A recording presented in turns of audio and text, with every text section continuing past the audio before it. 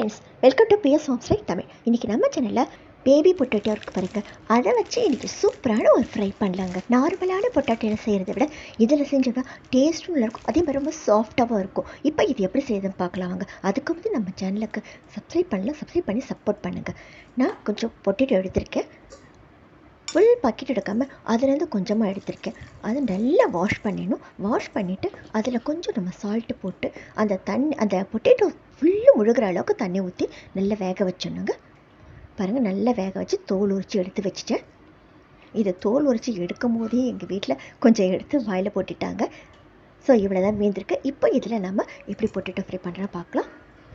இதுக்கு முதல்ல நான் 1 ஸ்பூன் அளவுக்கு பெப்பர் எடுத்துக்கிட்டேங்க, மிளகு எடுத்துக்கிட்டேன். இதுக்கு ஈக்குவலாக 2 ஸ்பூன் அளவுக்கு உளுத்தம் பருப்பு எடுத்துருக்கேங்க. இது ரெண்டையும் நம்ம ஃப்ரை பண்ண போகிறோம். 1 ஸ்பூன் மிளகு எடுத்தால் 2 ஸ்பூன் அளவுக்கு உளுத்தம் பருப்பு எடுத்துக்கிறோம். இதுக்கு தேவையான அளவுக்கு காரம் நான் ஒரு 2 மிளகா எடுத்துருக்கேங்க. எங்கள் வீட்டு மிளகா ரொம்ப காரமாக இருக்கும். ஸோ 2 மிளகா எடுத்திருக்கேன். உங்களுக்கு காரம் இன்னும் அதிகமாக வேண்டாம், நீங்கள் இன்னும் கொஞ்சம் காரம் போட்டுக்கலாம். பெப்பர் காரம் சேர்ந்துருக்கிறதால மிளகா காரம் கொஞ்சம் கம்மியாக போட்டுக்கிறேன். இது எல்லாமே நல்லா செவுக்க வறுக்கணும். உளுத்தம் பருப்பு நல்லா செவுந்து வரணும். எண்ணெயெல்லாம் ஊற்றக்கூடாது, வெறும் வானலில் தான் வறுக்கணும். சூப்பராக நல்லா வறுக்கும் போது ஜம்முன்னு நமக்கு வாசனை வரும் பாருங்கள். இப்போ நல்லா செவுக்க வறுத்துட்டோம். இதை நல்லா ஆற வச்சு மிக்ஸி ஜாரில் போட்டு ஃபைன் பவுடராக பண்ணிக்கணுங்க. கொஞ்சம் பவுடர் நல்லா கொஞ்சம் மழைன்னு இருக்கணும். முடிஞ்சால் கொஞ்சம் ஜலிச்சு கூட எடுத்துக்கலாம். இந்த மாதிரி இருக்கணுங்க. சூப்பரான ஒரு பவுட்ரு நாம் அரைச்சி எடுத்துட்டோம். இப்போது ஃப்ரை பண்ண போகலாம். நான் கடாயில் கொஞ்சம் எண்ணெய் அதிகமாக எடுத்திருக்கேன். ஏன்னாக்கா அந்த பொட்டேட்டோவை நம்ம எண்ணெயில் போட்டு வறுக்க போகிறோம். ஸோ அதுக்காக கொஞ்சம் எண்ணெய் எடுத்திருக்கேன். வறுக்கிற அளவுக்கு எண்ணெய் ஊற்றிருக்கேங்க. இப்போ எண்ணெய் காஞ்சப்புறம் எல்லா பொட்டேட்டோவும் போட்டு நாம் செவுக்க வறுக்கணும். இது ஏன் இப்படி வறுக்கிறோம் அப்படின்னா, மேலே கிறிஸ்பியாக இருக்கும், உள்ளே சாஃப்டாக இருக்கும். அதனால் வறுத்து நம்ம ஃப்ரை பண்ணோம்னா ரொம்ப சூப்பரான டேஸ்ட் இருக்குங்க.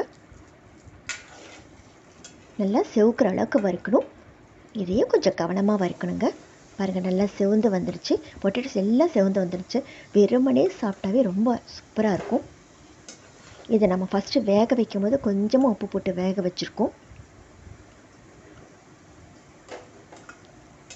எல்லா பொட்டேட்டோவும் நல்லா செவுக்க வறுத்துட்டோம். இப்போ இதை திருப்பி நம்ம ஒரு தடவை ஃப்ரை பண்ண போகிறோம். அந்த பவுடர்லாம் போட்டு, அந்த மசாலா பவுடர்லாம் போட்டு நம்ம ஃப்ரை பண்ண போகிறோம். இப்போ அதே கடாயில் ஜஸ்ட்டு ஒரு 2 ஸ்பூன் அளவு எண்ணெய் இருந்தால் போதும், அதிகமாக எண்ணெய் தேவையில்லை. எண்ணெய் காஞ்சப்புறம் ஒரு 1/2 ஸ்பூன் அளவுக்கு கடுகு உளுத்தம் போட்டு தாளிச்சுக்கிறோம். தாளிச்சிட்டு நம்ம வறுத்து எடுத்து வச்சுருக்க பொட்டேட்டோலாம் அதில் போட்டு இப்போ நம்ம ஃப்ரை பண்ணுறோம். பொட்டேட்டோவை போட்டுட்டு ஒரு 2 நிமிஷம் போல் சும்மா வதக்கிட்டு அப்புறம் இதுக்கு தேவையான அளவு உப்பு போட்டுக்கிறோங்க. முதல்லையே நம்ம உப்பு போட்டு வேக வச்சுருக்கோன்றதால டேஸ்ட் பார்த்துட்டு உப்பு போட்டுக்கலாம். அப்புறம் கொஞ்சம் பெருங்காயம் போட்டு வரும். ஒரு 1/4 ஸ்பூன் அளவுக்கு பெருங்காயம் போடணுங்க. பெருங்காய வாசனை இதில் நல்லா சூப்பராக தூக்கி கொடுக்கும். ஸோ பெருங்காயம் கொஞ்சம் அதிகமாக போட்டுக்கிறோம். அதையும் போட்டுட்டு ஒரு 2 நிமிஷம் வதக்கிட்டு இப்போ நம்ம அரைச்சி எடுத்து வச்சுருக்கோம் பாருங்கள். உளுத்தம் பருப்பு, பெப்பர், அதுக்கப்புறம் மிளகாய், இதெல்லாம் சேர்த்து நம்ம அரைச்சி வச்சுருக்க பவுடரை இது கூட சேர்த்து நம்ம மிக்ஸ் பண்ணுறோங்க. அந்த கடாயிலே இருக்க 2-3 ஸ்பூன் அளவு எண்ணெய் இருக்க பாருங்க, அதுலேயே இது நல்லா ஃப்ரை ஆகணும். இது ஒரு 5 நிமிஷம் போல் நல்லா வறுத்துட்டு கடைசியில் இறக்கிறதுக்கு கொஞ்சம் நேரத்துக்கு முந்தி ஜஸ்ட் ஒரு 1/4 ஸ்பூன் அளவுக்கு பெருஞ்சீரக பவுடர் போட்டு நல்லா மிக்ஸ் பண்ணி அதையும் ஒரு 2 நிமிஷம் போல் வதக்கி விடணுங்க. அவ்வளோதாங்க.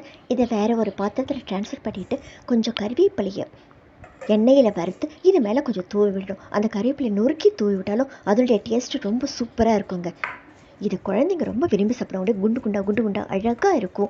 குழந்தைங்களாம் விரும்பி சாப்பிடுவாங்க. சாம்பார் சாதம், தயிர் சாதம், இது எல்லாத்தையும் சூப்பரான காம்பினேஷன் தாங்க இது.